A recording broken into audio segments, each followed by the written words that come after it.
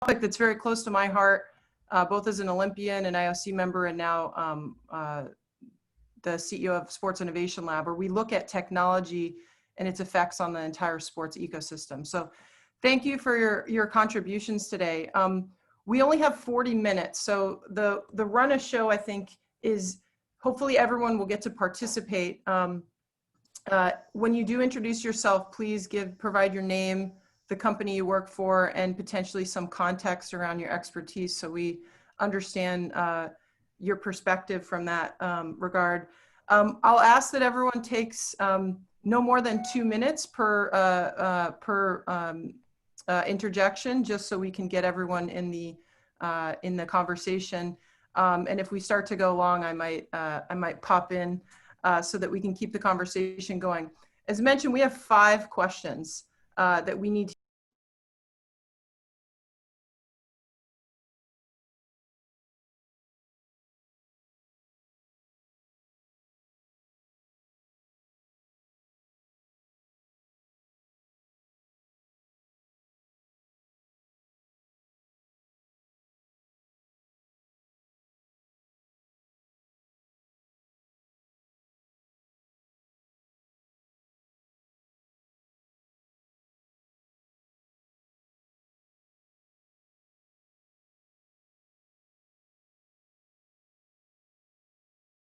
on. And again, don't feel like you need to interject. We have 5, but certainly we want to get everyone involved.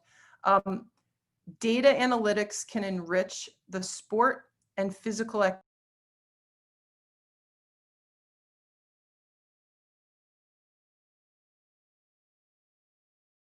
Bit more maybe than a couple of years, important winter games. So I would like really to open the floor. If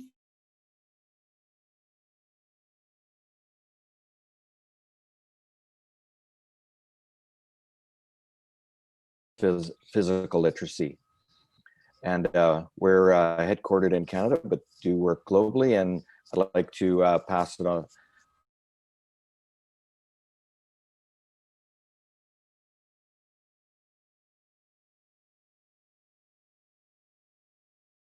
Hello, Angela.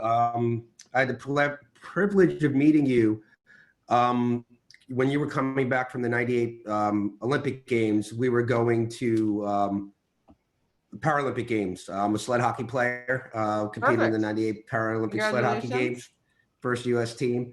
And I'm the commissioner of the Mayor's Office for People with Disabilities, and I run all disability programs for New York City. Wonderful. And we have a lot of adaptive sports programs throughout the city, and ensuring that the close to 1 million people with disabilities have access to everything the city has to offer. And there's one thing that I'll touch on. During this COVID experience, there's been a lot of online programming for people with disabilities. There's been fun runs, there's been competitions. The New York City Parks Department has come in and really has driven accessible programs via online. So we've been using the digital space to really capture experiences. Daniela mentioned about technology and how that drives everything. Well, I've been using my watch and apps to record the 1,500 miles that I've driven since the COVID lockdown, hand cycling throughout the streets of New York City. So that's really important to have, to be able to do that. But there's a lot of people with disabilities that don't have access to the internet or connected devices. The Department of Education has supplied 100,000 kids with disabilities access to the internet and iPads, which has really connected them to their physical therapy and occupational therapy. So that's very helpful. The problem with data is that we don't capture data for people with disabilities, or we don't include people with disabilities in that data caption. And what happens is there's a data deficit, and we see it in a lot of different ways. So we need to be able to drive data to make sure it includes people with disabilities and captures it, making sure that apps have disability-focused workouts, making sure that the platforms that people are working on are accessible for people with disabilities, so they could turn on those accessible features for blind runners or captioning for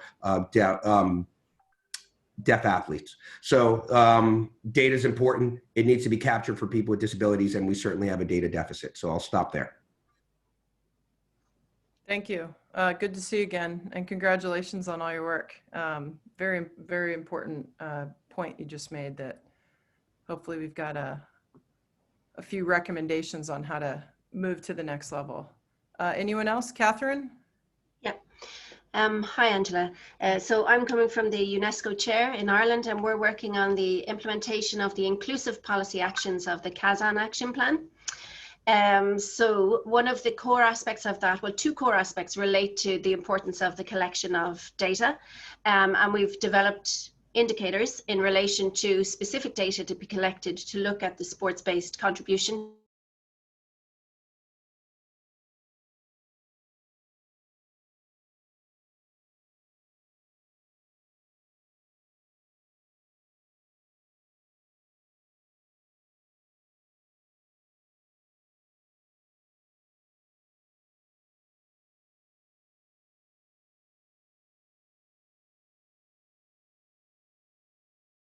say it has its challenges. There are definite challenges because from the point of view of different parts of the world, the investment required to gather new data is considerable.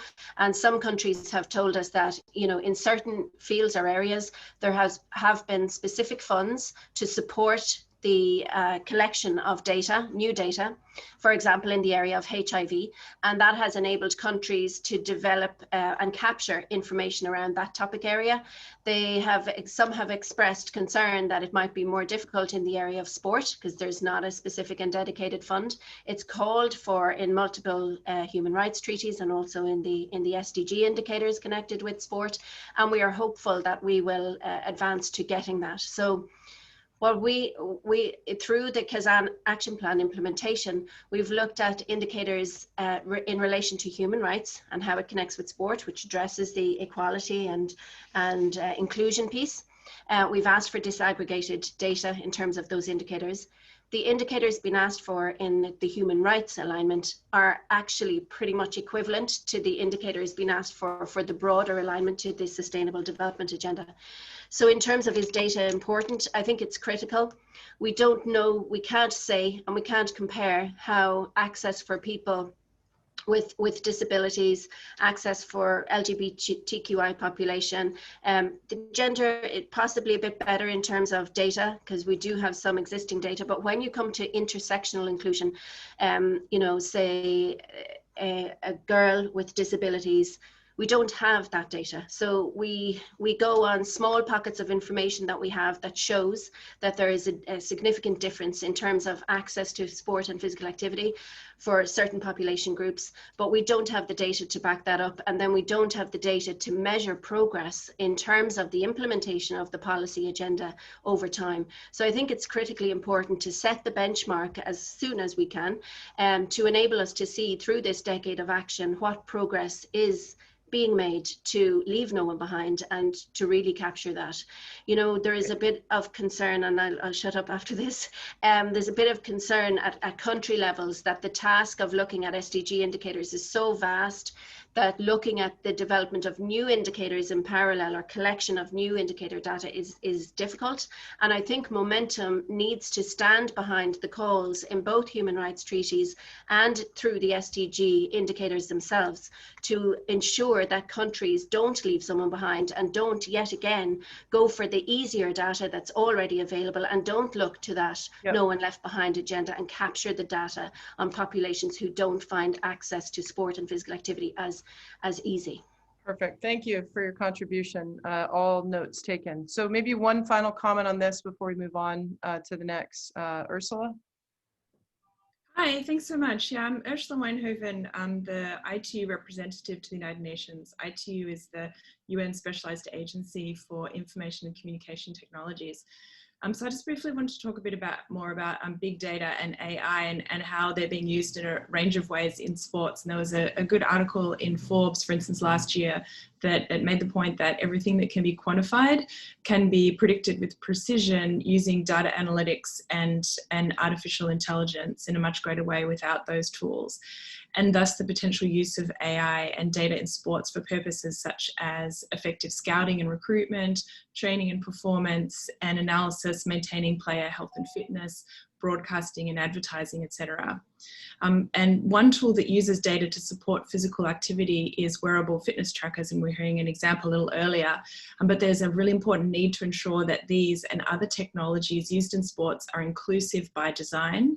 There have been reports that some, for instance, may not accurately track heart rates in people of colour, and that some don't meet the needs of persons with disabilities by relying on incorrect assumptions about how the average person moves and exercises. So really key to avoiding such situations and to finding innovative tech solutions to make sport more, not less inclusive, is the question of who's involved in the design, development and testing of technologies, making sure that those teams are diverse and inclusive.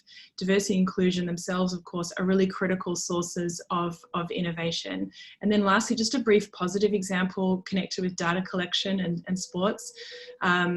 You know, the Tour de France, for instance, ICT such as Internet of Things, predictive analytics and machine learning enable telling compelling stories with data, such as when the main group will catch the breakaway group, average rider speed, changes in pace as sprinters dash for the finish line. And these stories can be told with data visualizations available across broadcast, digital and social, and enhanced viewer experience, including for those that cannot attend in person. Thank you.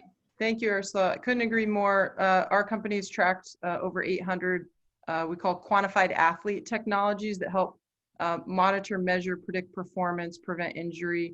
The analytics behind it, couldn't agree more. If it's tested on men versus women, white versus black, I mean, there's a whole host of inaccuracies in the design. So it's a really great point.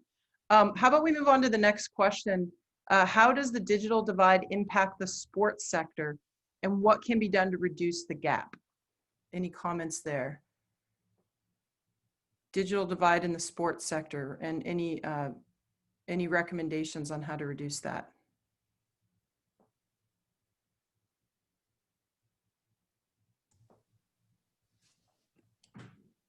I'm going to take the lead on this. Go, Matthew.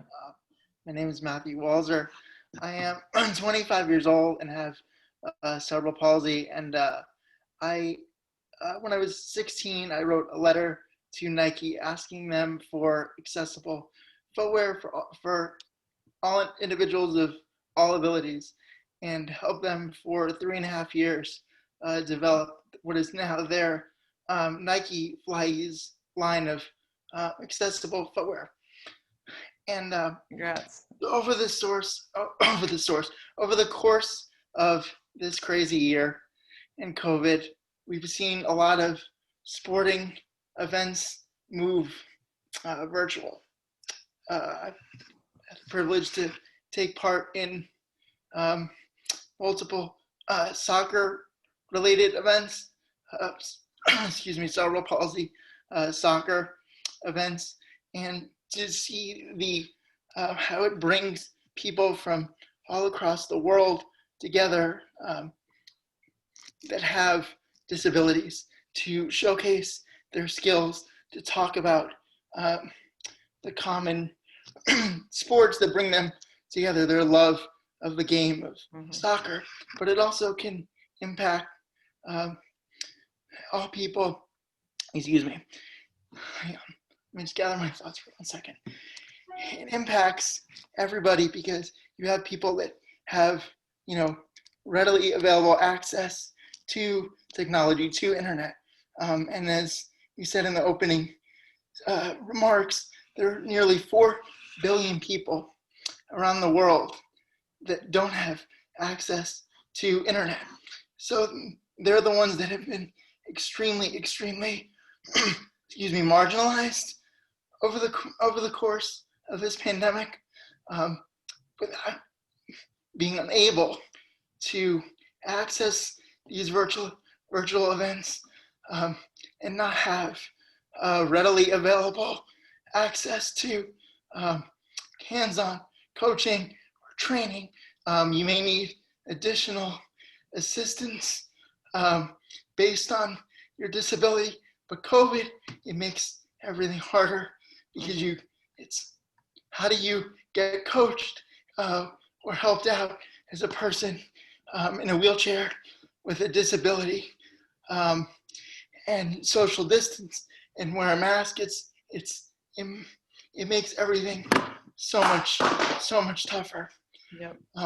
So I think we need to figure out a way to bring technology and internet access to more countries around the world to help bridge that divide. Thank you, Matthew, for your contributions to not just Nike, but your perspective on the world. We need more of you. Appreciate your comments. Thank you. Hey everyone, Randy Osei here from the Athlete Technology Group here in Canada, where we connect pro athletes, current and former, to tech companies for business opportunities. I think what tech or what the digital divide did has widened the gap for a lot of fans and fan engagement.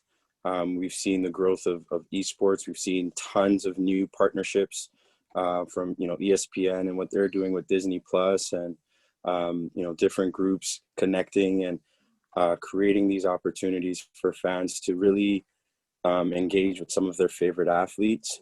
To Matthew's point, yes, there is a lot of people without internet access, but with technology and the growth of technology, I know that groups like this and discussions like this will help to give people more and more access and allow for sport to continue to bring people together. We saw what the NBA did with the social justice movement and how although we were all apart digitally, we all came together and the athletes used their voices and the opportunity to get in front of media to bring awareness to things that are not only affecting them but the communities they support. So I don't necessarily see the digital divide as something negative.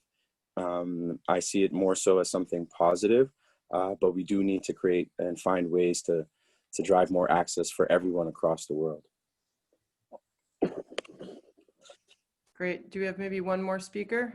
Yeah, Prince from the African Sports Center for Data Research and Technology. We are trying to champion the use of sports of research technology in Africa. Excuse me. Yeah, and from where I come from in Ghana, for instance, internet penetration rate is about 40%. It means that majority of the population are offline, and that's pretty much the general situation around Africa. In this COVID world or COVID times where a lot of things are being moved online, even before COVID, data marketing has become a big thing. A lot of companies and brands are moving their services online. If you are at my part of the world where majority of the population are offline, what it means is that a lot of the population do not get the chance to be able to access information or partake or harness some of these online activities and technologies that are available purely because they happen to be at a part of the world where majority of them are offline. A problem that could be a function of the standards of living where they are not able to access the internet costs are high and all that. So there is a huge accessibility problem for my part of the world that I come from. And it means that a lot of the people are not privileged or are disprivileged, so to speak, in getting access to information or getting access to the internet and harnessing all the opportunities that it presents. Thank you, Prince. Richard, did you want to make one comment before we move on to the third question? Yeah, just a quick one. I was following on from Randy, actually, that if you look at the history of sport, most of the real advances have been in response to disaster. So that's sometimes within countries having a disastrous Olympics and they suddenly reinvest and realize why sport's important. And I think this is an opportunity for us to think about, the fact that large parts of the globe are not covered by the internet had no urgency to those of us in the West.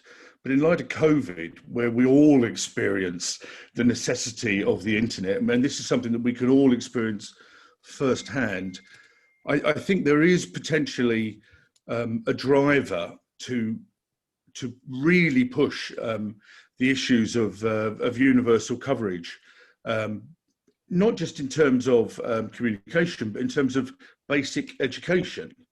The internet is fast becoming the main vehicle for education around the world, particularly for groups that are outside main urban areas. So I think there is a possibility for turning a negative into a positive if people act together. And I think all of us feel the effects of the disaster, and that might be what we need to kind of come together to demand this universal coverage. Thank you, Richard. Yeah, there's been a massive increase in online education for athletes, particularly at the elite level, where they don't have access to trainers and facilities with COVID. And hopefully that's a trickle-down effect. Whether you're talking about an app or just having access to the internet to access some of these educational content. I think it's a really, really good point. Question 3, we'll move on. How can technology make sport more inclusive and facilitate networks and partnerships among the private, public, and civil society? Anyone want to open the dialogue? Angela, just Giovanni's had his hand up. Oh, perfect. Giovanni? Hello, can you hear me? Mm-hmm. Fine. So actually, my hand was up long ago, so it was for the first question. But I just want to perhaps one issue which I think it's important is that we use the app. Those of us who have access to the technology, we use the app because we maintain physical activities, let's say. So the app actually is a balance between what we cannot do outdoor, we have to do indoor, and we want to measure what we do. But we heard that, number one, this is not all over the place, particularly in some emerging countries, the access to digital technology is not there. The second is that we are selling more and more the issue of esports, which to my views is something that should be looked into in a more balanced perspective. So I like very much the approach of Victor there, because then you know that you need physical activity, but also recreation with sport and for athletes.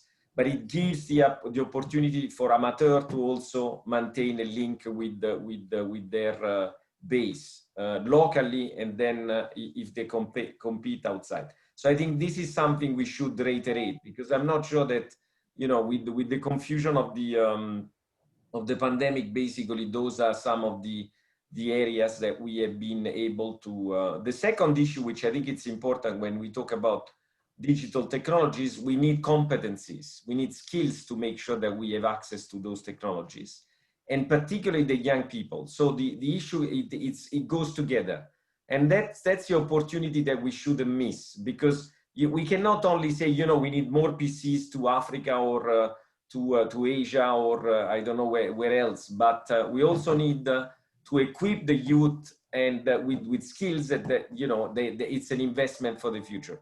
I think those two issues needs to be together.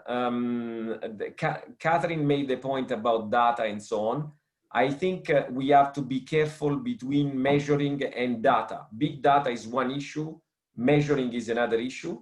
For having worked in the field most of my career in the UN, I can say that those who produce data are in the field. We don't produce data in New York. We don't produce data in Geneva.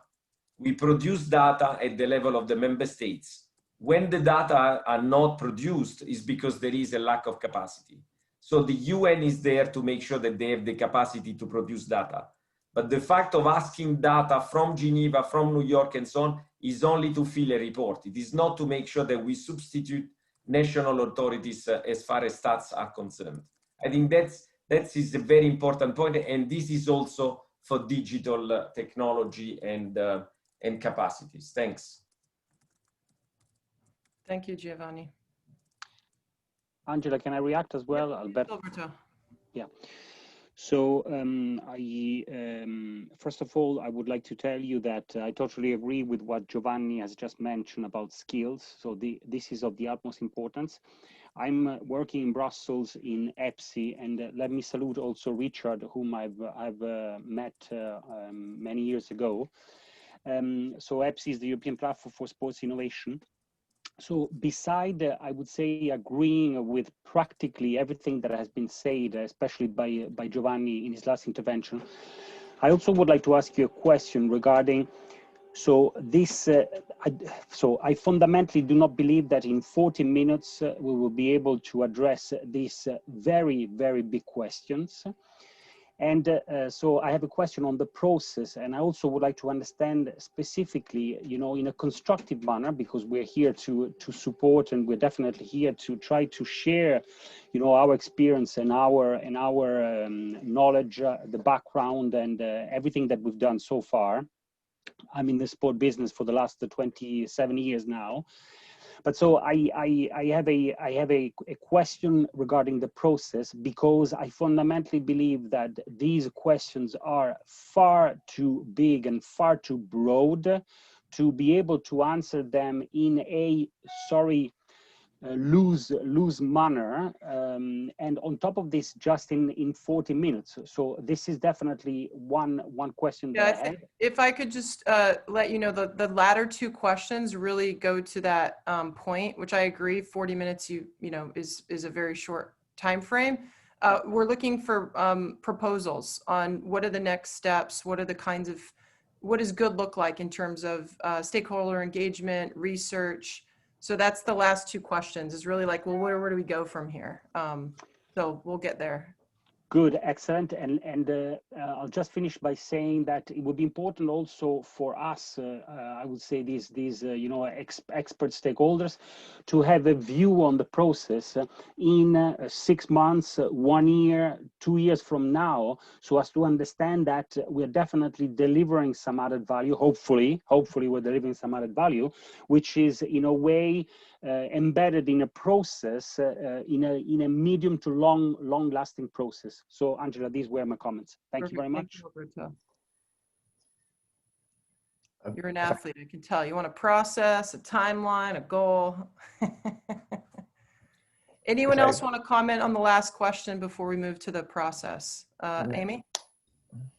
Hi, everyone. I'm Amy Farkas Kara-Georges. I'm an independent consultant now, former UN staff, and also supporting full-time UNDCO, which is the Development Coordination Office. I think it's really important to highlight the role of partnerships. And I'll just give one example. I mean, now we're talking about digital technology because that's really key. And I think it's important we keep in mind universal access as coming up in the chat. You know, how do we design for all? It has to be front and center, whether it's language, whether it's using icons, whatever it is. Technology has to be not only readily accessible, but also made accessible from the outset. So let's stop limiting and start including as we design. And let's bring in the user perspective as we do it. So that's a recommendation. But just to say, in partnerships, you know, about 20 years ago, I started a partnership, public partnership to get low-cost sport wheelchairs out to the world because there was a need for participation that wasn't being fulfilled with technology. And I know it's a different technology, but let's just keep in mind that the role of partnerships, and these wheelchairs still exist, and they've evolved, and they've become something that allows people to access their right to recreation, sport, and play. And so as we look to digital technology and access, those partnerships are absolutely the key. And there's a lot of examples that we can go into. I just don't work on them currently, so I'm not going to claim to know them well. But what I want to say is, in recommendations, look at the partnerships, look at universal access, and let's bring together the right people to make the next steps. Thanks. Thank you. And that actually, I think, unless there's any other comments, Albert, go ahead. Yes, so my name is Albert Monero from Limitless Solutions here at the University of Central Florida, and we specialize kind of in assistive technology focused around largely mobility and dexterity for bionics. I think one of the comments, Angela, you made is, what does good look like? And we've definitely seen that prosthetics and accessibility technology has a lot of room for growth, especially when we look at the sports aspect of it and opening that up for universal access. And Giovanni actually touched a little bit on the e-gaming and the goal of that coming to the Olympics in the future, but also with the backdrop of the pandemic, really emphasizing the need for that virtual connection. One of the opportunities I think we have is to be able to make e-gaming and play digitally more accessible, whether that looks for different abilities to be able to engage with the systems. One of the pieces of technology that we've been working with is electromyography for video game interface. And that coupled with eye tracking and several different technology suites might really open an opportunity for universal access to esports and help with that digital divide, being able to include more people. And I'd love to hear from this group as we move forward, those opportunities for how do you define what good looks like in that inclusion, especially with the group of stakeholders that represent such a diverse people group here. Yeah, thank you, Albert. So just in the interest of time, I know we're not gonna be able to get to what good looks like. As Alberto mentioned, 40 minutes is not nearly enough time. The last two questions I was asked to make sure the group had input on is, where do we go from here? How can the UN Department for Economic and Social Affairs help elaborate them in partnership with various stakeholders to break new ground?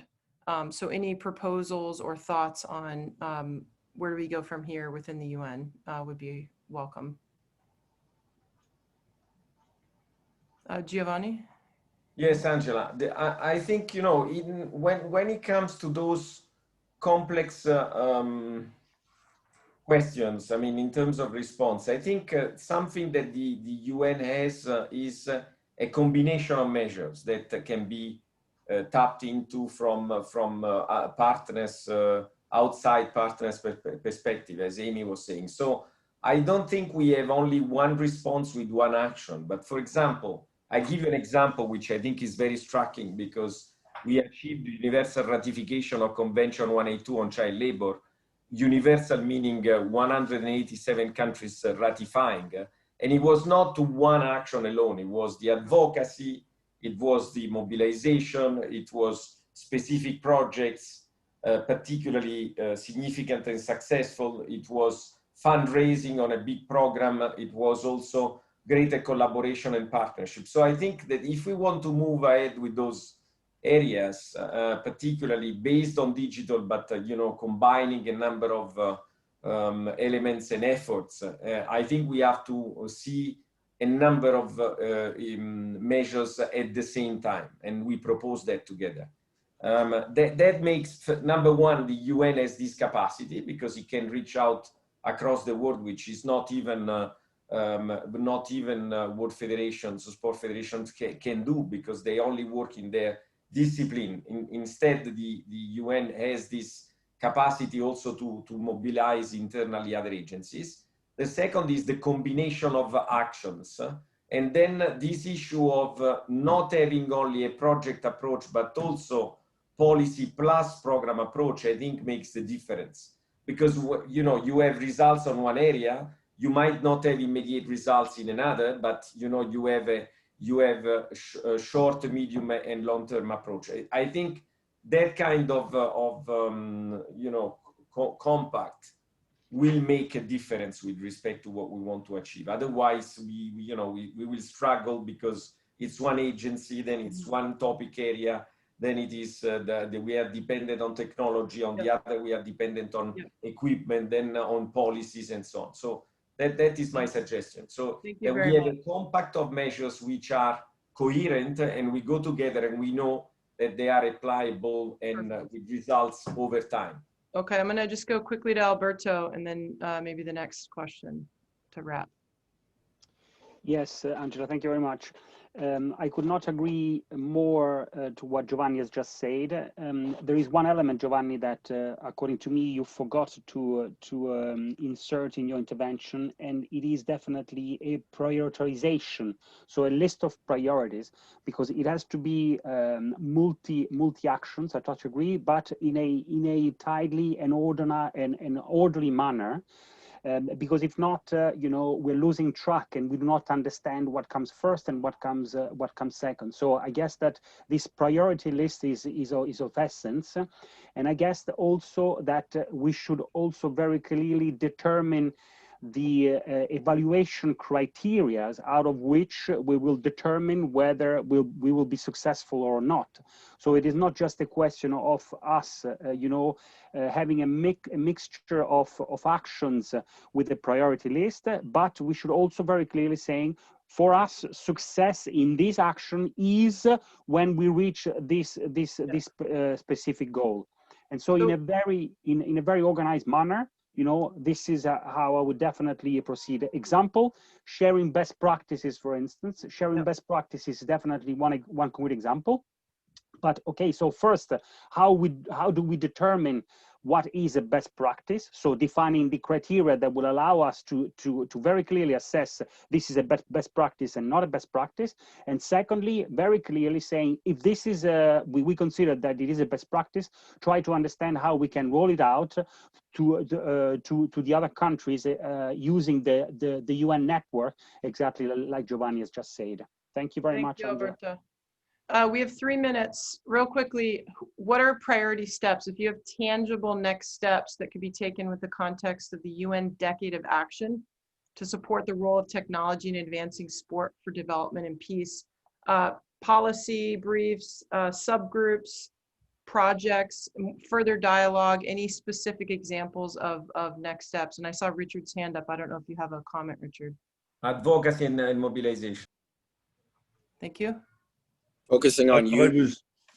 I was going to say actually the last point, but also this. There is a danger if we're data driven of prioritizing things that aren't easily measurable.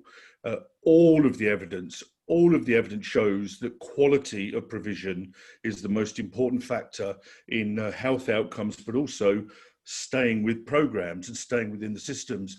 And probably the single most important step that we could take is the empowerment of teachers, coaches and parents to support these programs. It cannot be just more people playing sport, because more people playing bad sport, having bad experiences, is no success. So the multipliers, the teachers, the coaches, the parents, it's their education is the lever that brings about much more success. Thank you, Richard. Catherine, I saw your hand, then Ursula. Yeah, and it links into what Richard's talking to there. So I think this is linked with the human rights-based approach to sport. I think that in the last few years, we've seen a reinvigoration of the human rights agenda as it connects with sport, and everything I think that we spoke of today, including technology, access to information, user input, links to a human rights agenda. But what I think is missing is an understanding in the sports sector of what that actually means. And to the coaches and teachers and sport educators that Richard referred to, there is a gap there. We're in the process of developing a program, I'm not plugging that, but it's with Council of Europe on rights education through sport to this agenda. But I do think if we build on the momentum that has been reinvigorated around human rights in sport and really mobilize that and let stakeholders know their duty, the duty bearer role that they assume in engaging with sport, that we can really build these actions together. It's a unifying mechanism that we can build off for every action that we discussed today, from technology to the programs, to the policy implementation, to the user input, user expert input. All that is important, and I think we need something to unify that. And to me, between the SDGs and the human rights, we have a kind of something that we can hang these issues on. But what's really important is to enable stakeholders to understand what they are, and I think that gap still exists. We need to, so advocacy around human rights-based approaches aligned with SDGs. The SDGs were underpinned by human rights to begin with. So, it makes sense to go that way, and to enable people to understand what this means in sport, and especially if you're a university, a sports stakeholder, industry partner, what is your duty around the implementation of human rights in and through sport? And if you don't attend to that, are you perpetuating the discrimination that we're trying to eliminate in leaving no one behind? Thank you. Ursula? I think we have to leave. I think it's almost time. Sorry to interrupt. I'll just send in. I'll send in my comments. I'll send in my comments because I see we're out of time. And I know we how have an opportunity. To yes, do that as a group. since it was a short dialogue, to send in recommendations? Yes, let's do that. And also, yes, we can do that. And also, just to add quickly, we should also make sure that vulnerable people, like older persons, persons with disabilities, indigenous, they have access to these digital technologies that are growing now with COVID-19. Thank you. So I think you can send any comments to us. Thank so you, can I everyone, close the room? Are you okay? Yeah, I know 40 minutes, it's not long, but. Too short. We can talk all day.